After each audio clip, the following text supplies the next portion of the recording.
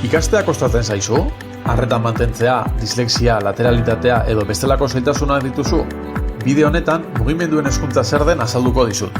Esentzia estrunidaden oinarrituta, haurraren garapen eta ongizatea bermatuko dituen teknika. Gure garuna lotuta dauden hiru sistema autonomoz osaturik dago.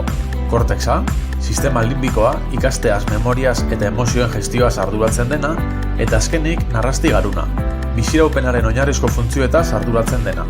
Garuneko funtzioak hiru dimentsioetan sailka ditzakegu.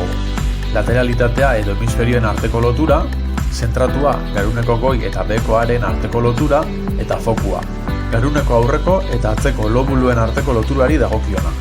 Eskolako garapena bermatzeko, beharrezkoa da garuneko atal guztiak elkarlanean jardutea.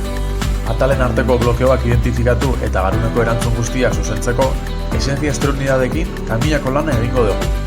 Konexio neuronal berriak sortu eta garuna birgaitzeko ariketa fisikoak egingo ditugu. Garuneko area eta beren funtzio guztiak martxan jarriko dira.